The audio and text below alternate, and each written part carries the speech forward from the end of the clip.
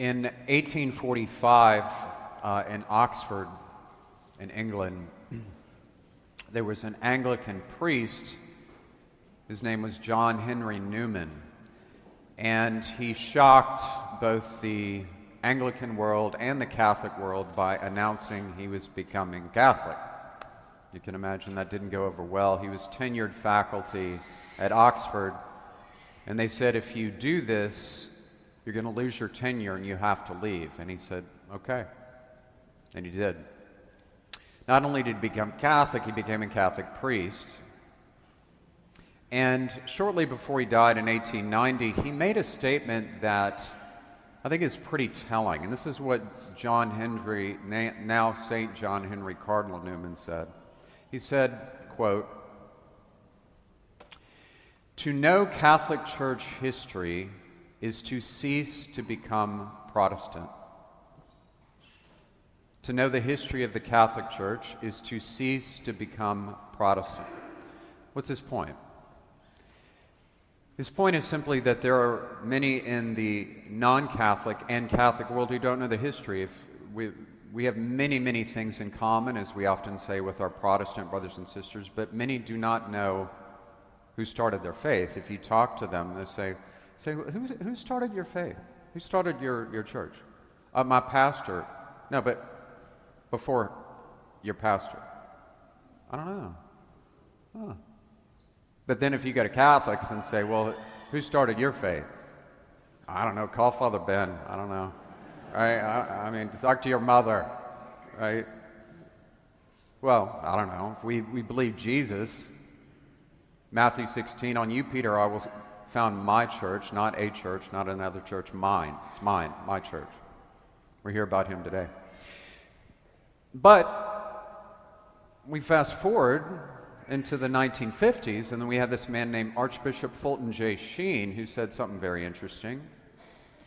He said, quote, "Millions hate what they think the Catholic Church teaches, but the few who actually know what we teach love it.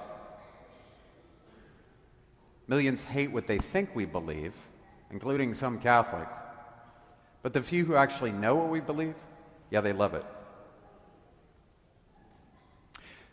It's important to be proud to be Catholic in a time that is not always easy to be Catholic, sometimes even among Catholics. Maybe just 5 points, if you don't mind, of reasons to be proud to be Catholic. I'm proud to be Catholic myself. Just 5 points. Number 1, the Eucharist. What does the word Eucharist mean? Thanksgiving. We should know this, right? Thanksgiving.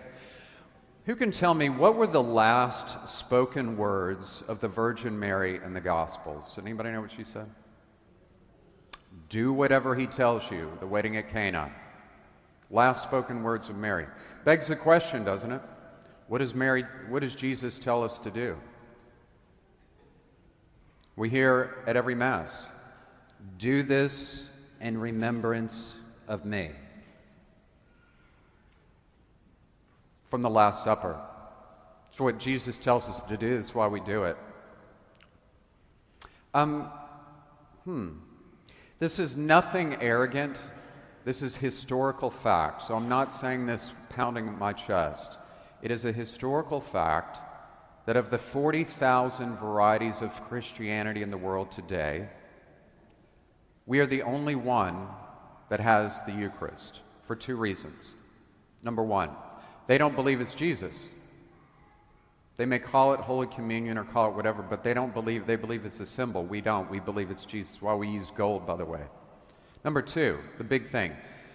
They don't have apostolic succession, i.e. holy orders. Why is that important, Father? I'll tell you. Because as a priest, I can connect my priesthood to our bishop, who connects his bishopric to the Pope, and he connects his to our first Pope, which was who? We hear about in the Gospel and the second reading today, St. Peter, 265 popes ago. That's called apostolic succession, i.e. the 4 marks of the Church that we say every Sunday: 1, holy, Catholic, and second point, the Church and science. We have had so many amazing, amazing Christian scientists that have said there's no contradiction between faith and science. In fact, they actually help each other. Our popes have said this for eons. But we've had people like Johannes Kepler, Gregor Mendel, Sir Isaac Newton, Nicholas Copernicus, Monsignor George Lemaitre. Anybody know what he came up with? Big Bang Theory. A Catholic priest came up with the Big Bang Theory. Long before Sheldon, there was Monsignor George Lemaitre, okay? His best friend was Albert Einstein, and he's also friends with Edwin Hubble from the Hubble telescope, all of whom said there's no actually they help each other. Do you know, side note, before he died, Dr. Stephen Hawking, who was an atheist to the very end, himself said that no institution has done more to support science than the Catholic Church. For years, he worked with the Pontifical Academy of Sciences as an atheist. Number 3, the Church's social work around the world. Now, I had to do some research on this, so I'm going to read this, so bear with me if you don't mind. I didn't know this, so I just thought I'd share it with you. Do you know around the world, the Catholic Church runs over 140,000 schools, over 10,000 orphanages for children, almost 6,000 Catholic hospitals, over 20,000 clinics, most of whom are for AIDS patients, and over 17,000 homes for the elderly and the dying. I think it's safe to say we're doing our part. One of my favorite writers, Dr. Philip Jenkins from Penn State University, himself is not Catholic. Dr. Jenkins has said many times, he says, you know, I'm not Catholic. I have no reason to defend you people, but I see you doing more for the world than anybody else, and you take all the flack. Interesting. Number 4, our intellectual tradition. St. Benedict of Nursia lived in the 6th century. His name literally means the blessing, the Benedictus. We've had 16 popes with his name. Right around the time that he died, they came up with this little thing called Benedictine Minuscule. That's a big phrase. Don't get freaked out. I'll explain it. What is Benedictine Minuscule? Do you know up until that time, when you read a document, anything, it was one long sentence without any punctuation. It's like reading William Faulkner over and over again, right? Can you imagine how annoying that is? There was no punctuation, no spaces between words, no spaces between paragraphs, no capital letters. Up until circa the 7th century. The Benedictine monks came along and they started Benedictine or Carolingian minuscule. So they separated all. They said the brain can't work that way. That came from us. About 100 years later in France, Emperor Charlemagne, who was a Catholic emperor crowned by the Pope, him and his friend Alcuin of York started what's called the cathedral schools to educate the poor. And they came up with this thing called the liberal arts system. Maybe you've heard of it. At the time, it was called the Trivium and the Quadrivium. And they did this to educate the poor. Fast forward a few hundred years, in the 13th century, we had the universities, Bologna, Salamanca, Oxford, the Sorbonne in Paris, all of them staffed by Catholic monks and friars, like Thomas Aquinas, Bonaventure. You know, in our own country, we had these magnanimous, amazing, courageous sisters. St. Catherine Drexel, man, what a woman. Canonized in the year 2000. You know, and I'm not exaggerating, please look it up. She was an heiress Her dad was the Bill Gates of the day.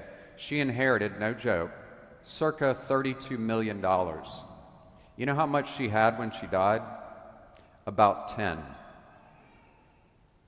What'd she do with it? You ever heard of Xavier University in New Orleans? She paid for it all. Whole thing. Wrote a check. Not 1 ounce of credit. Mother Cabrini. St. Francis Xavier Cabrini. Incredible. Mother Seton. These sisters started hundreds of schools in this country with nothing, and often very little support from their bishops. They did it. In our own city, let's give it up for the Christian Brothers. My heavens, these guys. God bless them.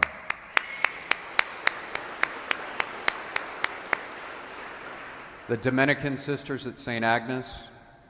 Let me just underscore, we have all these years of perspective to see how well it worked out. They were making it up as they go. Number 5. The church's spiritual tradition. Spiritual tradition. The famous Catholic convert G.K. Chesterton from England, he said this.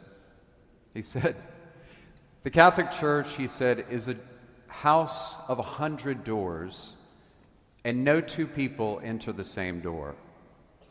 The church is a house of 100 doors, and no two people enter the same door. What does that mean? It means, look, we got something for everybody, okay? You want the Latin Mass? We got it. You want a charismatic Mass? We got it.